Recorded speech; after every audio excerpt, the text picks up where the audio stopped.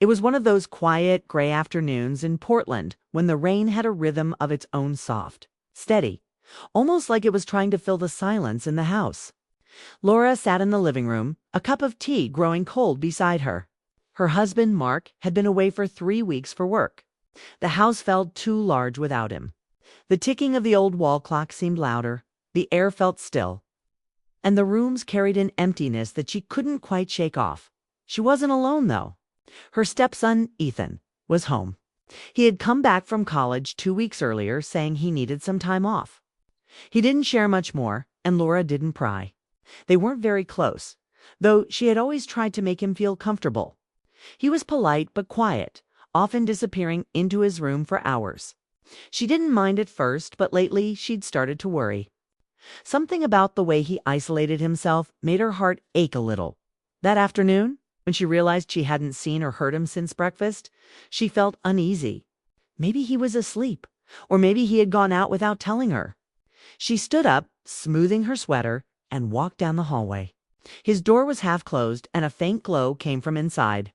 She hesitated, not wanting to intrude, but curiosity got the better of her. She gently pushed the door open a little more. What she saw made her pause.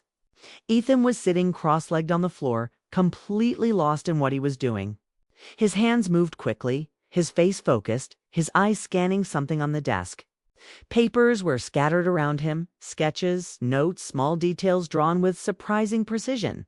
He didn't even notice she was there. Laura took a step closer and finally realized what he was doing. He was drawing. Not random doodles or quick sketches, real art, faces, places, moments that looked alive on paper. The drawings were emotional, raw, and so full of depth that she couldn't look away. For a second, she wondered why he'd never told anyone he could draw like this. She knocked lightly on the doorframe. "Ethan." He startled, quickly turning around. His pencil fell from his hand. "Oh, Laura, hey, I didn't hear you. I'm sorry," she said softly. "I didn't mean to scare you. I just didn't know you could draw." He looked embarrassed, rubbing the back of his neck. "It's nothing, really. Just something I do when I'm bored." Laura stepped inside, crouching down to look at the sketches scattered on the floor.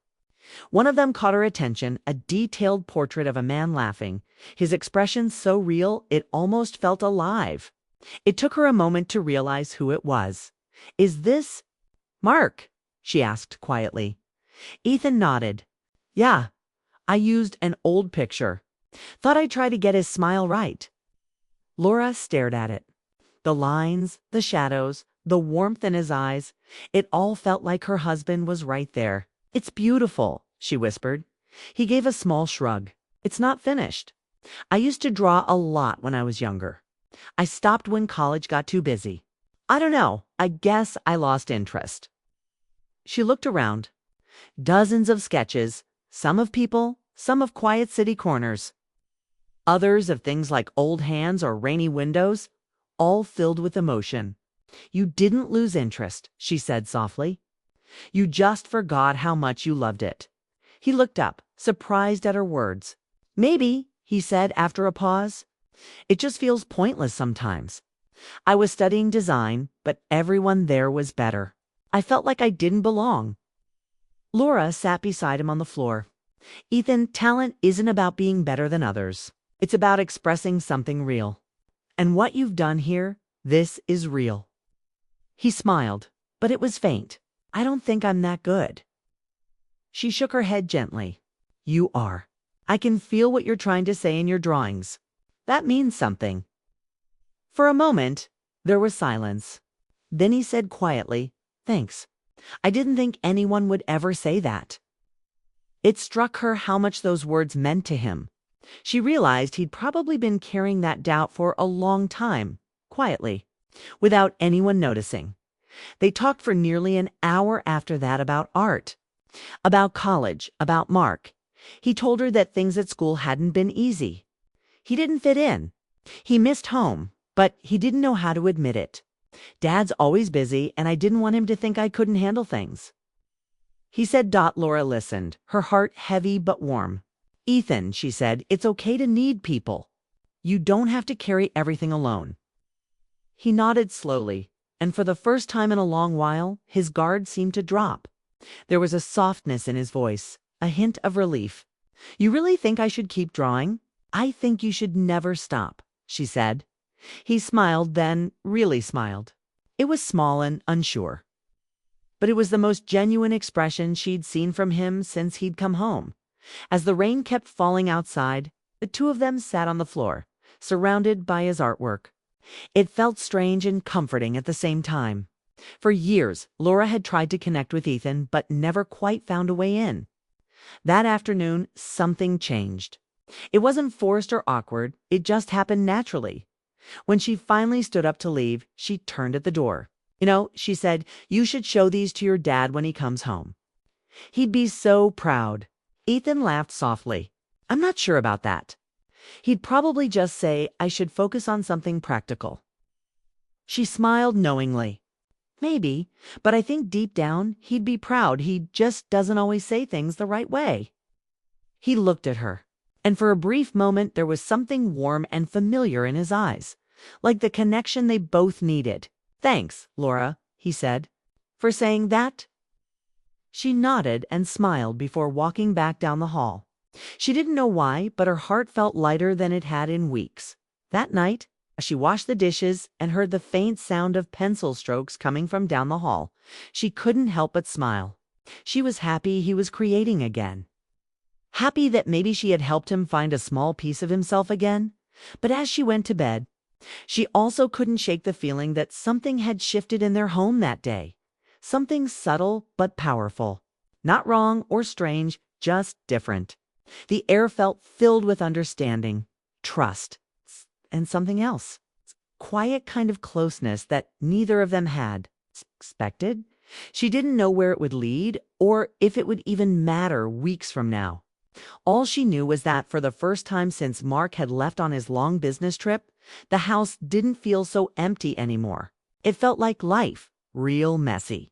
Complicated life was finally coming back into it. Laura turned off the lamp, listening to the rain outside.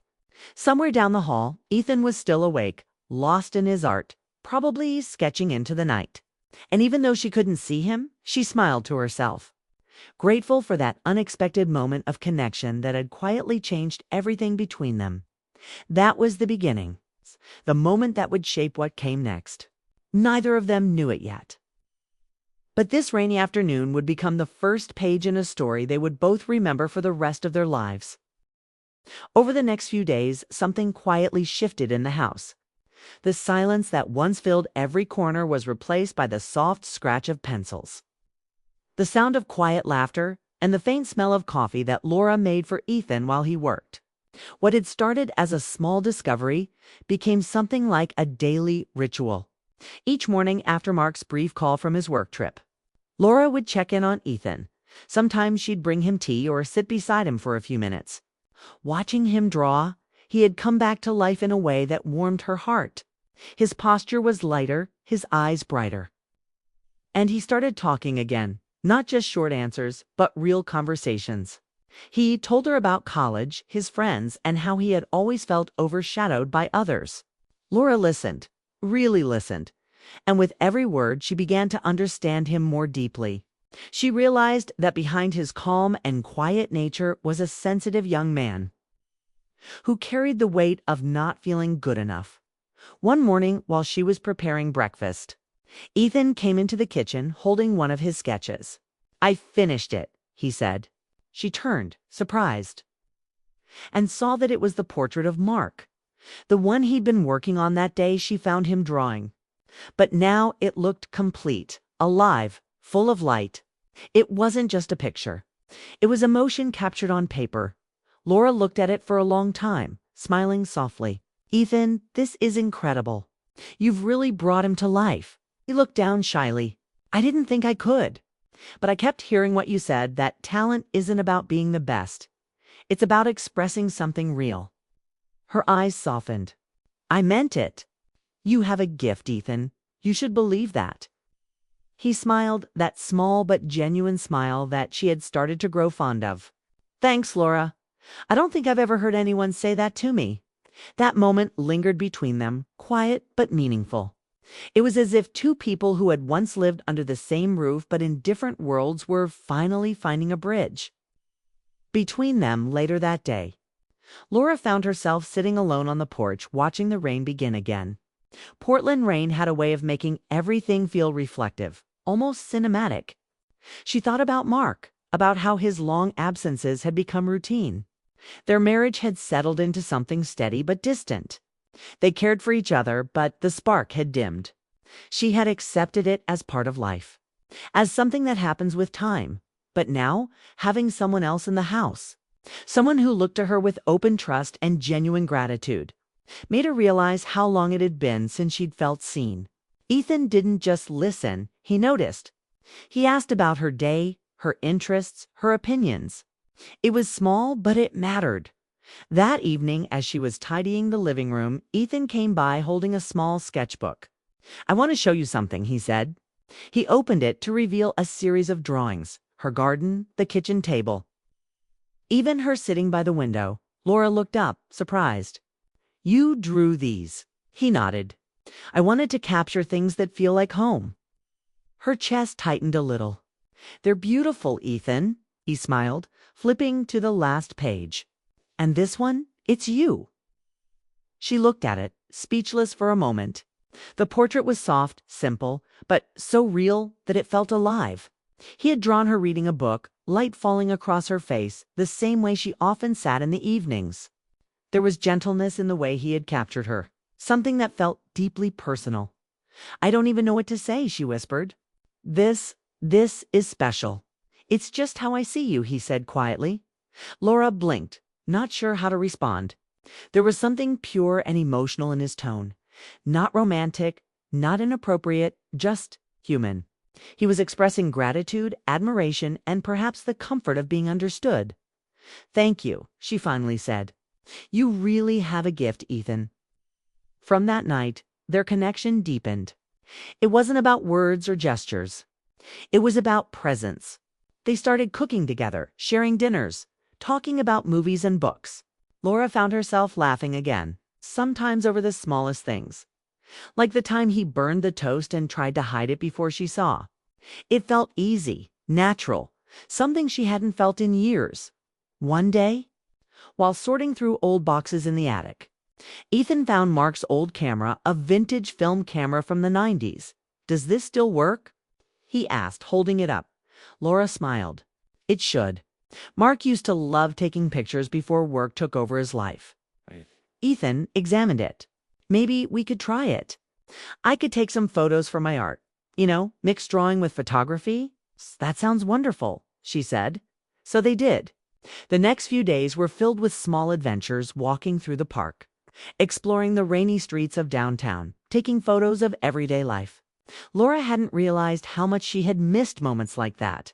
The laughter, the spontaneity, the feeling of being alive in the present moment. At one point, Ethan snapped a photo of her as she looked up at the sky, rain falling softly on her hair. "That one's perfect," he said with a grin. She laughed. "You're just being kind." "No," he said, lowering the camera. "I mean it. You look happy." The sincerity in his voice made her pause. It wasn't flattery, it was observation. He had seen something real in her that she had forgotten existed. That evening, they developed the photos in the small dark room Mark had set up years ago. The pictures came to life one by one. The city, the park, the rain, her smile. They laughed over some, admired others. And when she saw the photo he had taken of her looking up at the sky, she felt something stir inside. It wasn't about vanity. It was about being reminded that she was still someone capable of feeling alive, as days turned into weeks. Their routine continued. Mark's calls became less frequent, his messages shorter. Laura didn't blame him. His job was demanding, but she couldn't ignore the growing distance. Meanwhile, Ethan had started to talk about applying to a local art school instead of returning to his old college. "I think I want to start fresh," he told her one evening. "I think that's a great idea," she said warmly. "You're more ready now than ever." He smiled. "I don't think I'd have done it without your encouragement." "You did the work, Ethan. I just believed in you." The words hung in the air. For a brief second, their eyes met, and something unspoken passed between them, a sense of mutual respect, trust, and quiet emotion. It wasn't romantic or wrong. It was simply the bond of two lonely souls finding understanding in each other's presence. Later that night, Laura sat alone in her room, looking at one of Ethan's sketches he had left on the kitchen counter, a drawing of the two of them sitting in the park.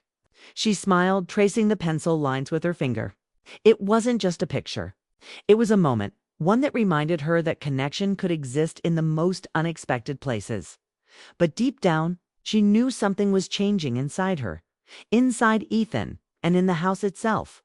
What began as a simple discovery was turning into something profound. Not a forbidden emotion, but a realization that sometimes life brings two people together not to cross boundaries, but to heal the spaces left by absence. She went to sleep that night with a calm heart, unaware that the next day would test that balance in a way she didn't see coming, a moment that would force both of them to face the feelings they had been too careful to name. The next morning began quietly, with a gray sky stretching over Portland. Laura was in the kitchen making coffee when she heard the front door open. Her heart skipped. She wasn't expecting anyone. When she turned, she froze. Mark stood there, suitcase in hand, tired eyes scanning the room. "Surprise," he said with a weary smile. "I caught an early flight." Laura blinked, her surprise melting into a warm smile. "Mark, you're home." She walked over to hug him, but there was a stiffness to his arms, the kind that comes from too much distance, not just physical, but emotional. He kissed her cheek, glanced around the room, and frowned slightly. "The house looks different, livelier." Before she could answer, Ethan walked in from the hallway, holding his sketchbook. His steps faltered when he saw his father. "Dad, you're back early." Mark gave a short nod. "Yeah, business ended sooner than expected." His gaze shifted from his son to Laura, then to the sketchbook in Ethan's hands. "You've been drawing again?" Ethan hesitated, then nodded. "Yeah, Laura's been helping me. She encouraged me to start again." Mark gave a faint smile, but it didn't reach his eyes. "That's good. Really good." Laura sensed the tension, unspoken, subtle, but there. The last few weeks had created a quiet closeness between her and Ethan, and though it was innocent, she could feel Mark trying to understand it. That evening, they had dinner together, the three of them sitting at the table for the first time in months. The atmosphere was polite but distant. Ethan talked about his art school plans. Laura asked questions to keep the conversation flowing, and Mark mostly listened, his mind elsewhere. After dinner, Mark went to his study to unpack. Ethan helped clear the dishes, glancing at Laura. "He doesn't seem happy to be back," he murmured. Laura sighed softly. "He's just tired, Ethan. Traveling all the time takes a toll." "Yeah," he said, but there was doubt in his tone. He looked down at his hands. "I don't want things to get weird now that he's here." She smiled gently. "Nothing will change, Ethan. What we've built, your confidence, your art, that's yours. Don't lose it." He nodded, though his expression carried a quiet sadness. That night the house felt heavier. Mark worked late in his study while Laura read in bed, unable to sleep. When she finally got up to get some water, she noticed the light under Ethan's door. She knocked lightly. Still awake. Ethan looked up from his desk, sketchbook open. "Yeah, just finishing something." She stepped inside. On the desk was a new drawing, not of a person, but of a scene. 3 figures sitting at a dinner table, their faces lit by soft light. It was them, her, Mark, and Ethan. "It's beautiful," she whispered.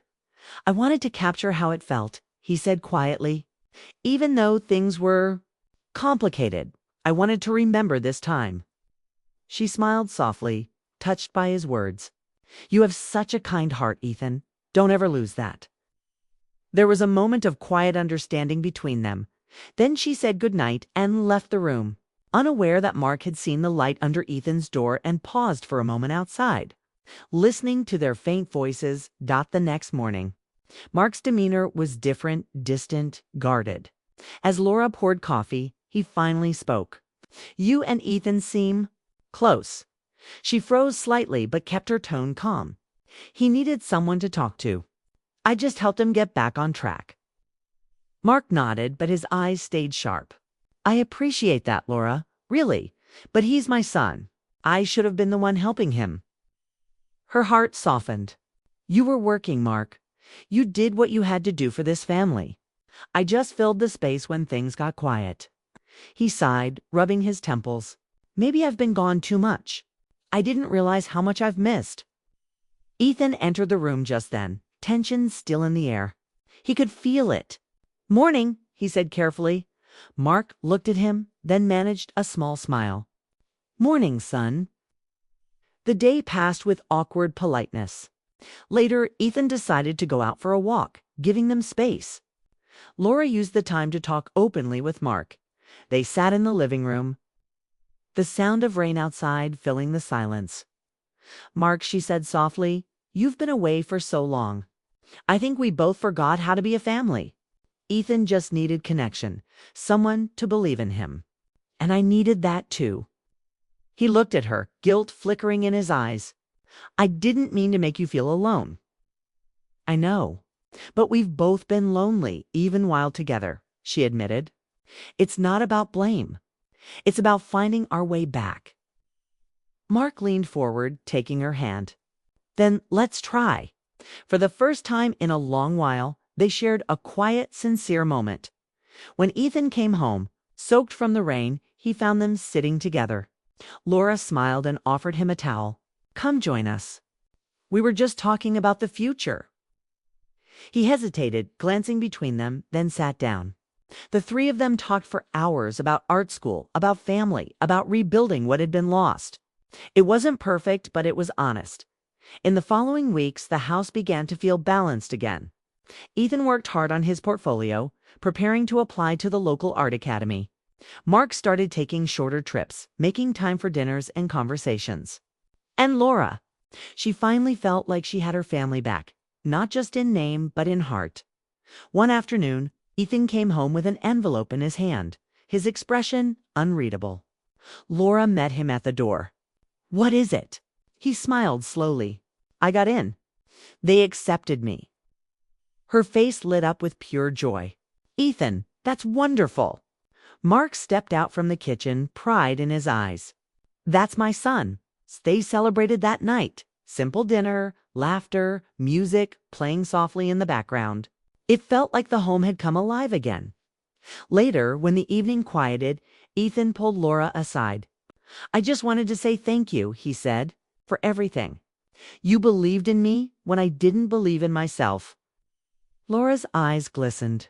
"You did this, Ethan. I just reminded you who you were." He smiled, emotion clear in his eyes. "Still, I'll never forget what you did for me." As she hugged him, she realized how much he had grown, not just as an artist, but as a person. The shy, uncertain young man she met had become someone strong, confident, and ready to face the world. Mark joined them, wrapping an arm around both of them. "I'm proud of you, son." "And grateful to you, Laura, for it the first time." All three of them stood together, not as separate hearts trying to fill gaps, but as a family that had found healing through patience and understanding. As the weeks passed, Ethan moved into his small apartment near the art academy. The house felt quieter again, but not empty. This time, the quiet felt peaceful. Laura often received messages from him, photos of his sketches, quick notes about classes, or small updates about his new friends. One day, she received a package from him. Inside was a framed drawing. It was the three of them sitting together in the living room, laughing. At the bottom, he had written, "For the woman who helped me find light again." Laura's eyes filled with tears. She placed the drawing on the mantel and sat down, smiling softly. When Mark walked in, she showed it to him. He stood beside her, his expression warm. "He really captured us," he said. "Yes," Laura replied quietly. "He captured what family means." As they stood there, sunlight streamed through the window, touching the frame. The storms of misunderstanding, distance, and loneliness had finally cleared. What remained was connection, honest, heartfelt, and pure. The story of Laura, Mark, and Ethan wasn't one of scandal or secrecy. It was a story of rediscovery of how love in its truest form can heal the spaces left empty by time. Laura looked out the window one last time that evening, feeling the soft hum of peace in her heart. She whispered to herself, sometimes the heart finds its way home in the most unexpected ways. And with that, she turned off the lights, the drawing glowing softly under the lamplight, a quiet reminder of how kindness, trust, and forgiveness could rebuild what once seemed broken.